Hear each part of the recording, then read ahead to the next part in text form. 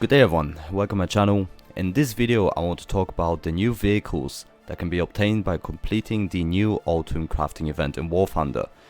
By the way, I would like to mention how in the dev blog, Ganjin seems to be trying to hide the name of the event, but then they released the last prize and we find out the name of the event is Project Overpowered. And to be honest, the name of this event kind of fits the actual vehicles that we would actually get a chance to get.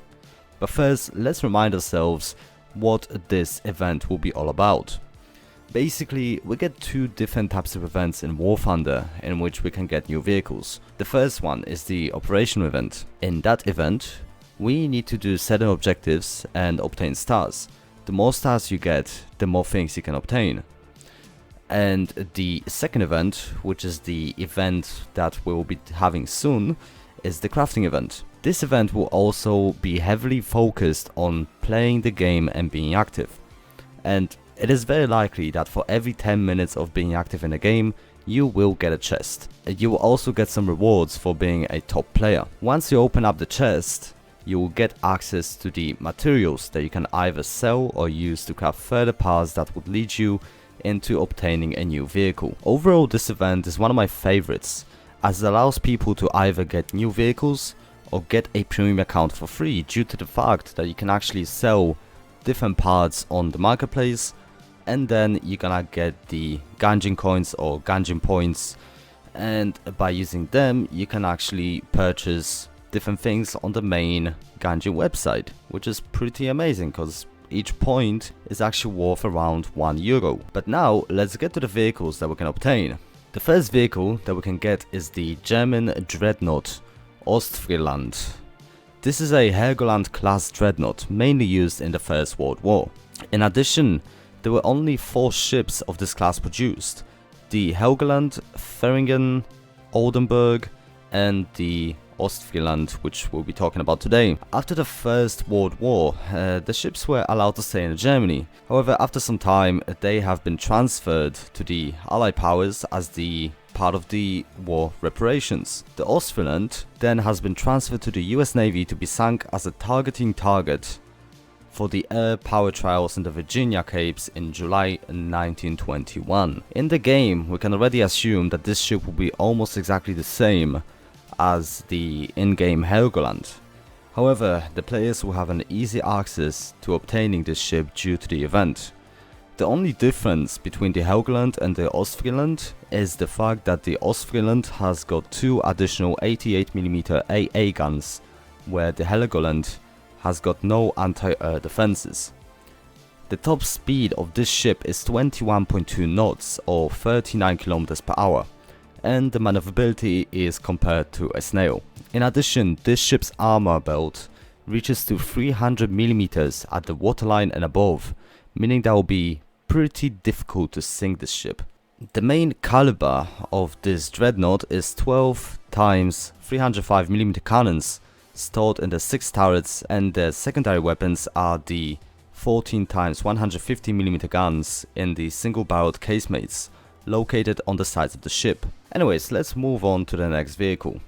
That vehicle will be the CCVL, the American light tank that is stored in the rank 6. Its advantages are stated to be a good mobility, thermal images for gunners and commanders, autoloader and 3 crew members. The disadvantage of this vehicle will be the light armor, which is understandable due to it being a light tank, and the fact that it has got 3 members in the crew. However, that is mainly due to the fact that this tank has got its own autoloader, which negates the need of 4 crew members. The CCVL is a direct ancestor of the AGS and the XM8 light tanks that already exist in the game. Referring to the armaments, this tank has got a 105mm cannon, which is very familiar to the early M1 Abrams cannons. In addition, another great advantage about this vehicle is the fact that due to the fact that this vehicle has got an autoloader, its reload rate is faster than in most of the American tanks at this rank. Moving on to the next vehicle, we got one that I'm kind of looking forward the most. The vehicle would be the French Jaguar E, stored at rank 6. This is one of the vehicles that I will be extremely happy to fly, however I cannot due to the fact that I still need to grind half the actual French tech tree. This vehicle has got a ballistic calculator which will be very helpful to do precise strikes. This already tells us that this plane will be a perfect ground support vehicle. In addition, it has got a decent climb rate, however its maneuverability is heavily dependent on the payload, which is understandable as those things are capable of carrying a nuke in the payload. And in addition, this jet can carry a deadly payload. I will not cover the strike weapons it has, however let's just say that it can blow up a decent piece of the enemy forces in a single go. This jet can also reach up to speeds over the 1400 km an hour. However, its main combat speed will be at the subsonic speeds and at low and medium altitude. And moving on to the last vehicle, we have got the PO2M. This vehicle is a Russian bias that will be stored possibly at the rank 15 or 16. That's, rank 15 confirmed. Yes, my fellow people, the mighty PO2 is back. But this time it can float on water. It has got a very low speed and climb rate, perfect for the precise bombing strikes. It also lacks forward guns, but who needs them when you fly the mighty PO2? It also has got a poor back turret, but is capable of tickling the enemies to the deaths. In addition, it has got a perfect agility to show off its ballerina moves over the burning enemies.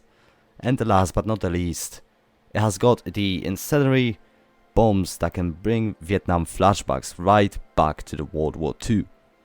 Overall, this is a meme plane. That's all I can say about it, but I think I'll be happy to try it out and see how it is. Anyways, I would like to say thank you for watching. Sorry for taking so long to upload a new video or videos. I was planning on moving houses about a month ago, so I was doing a massive amount of overtimes at work and I really didn't have time to do anything else. In the end, I didn't manage to move houses due to some issues at work. They didn't pay me right, and it all just went to the poop. But now I just have a little bit more money to get myself some chicken wings and, I don't know, cry over my life, because that's what seems to be the best thing to do. Anyways, thank you for watching. Wash your hands, stay healthy. I don't know, get yourself something nice to eat. As I'd recommend, get some chicken wings, or you know what, even better, a wrapped chicken kebab with the double chili sauce. People, this is gonna be like the best stuff you can get, trust me. Everybody needs a little bit of that burn while eating something really good. So anyways, Rebel44 signing out. Stay safe.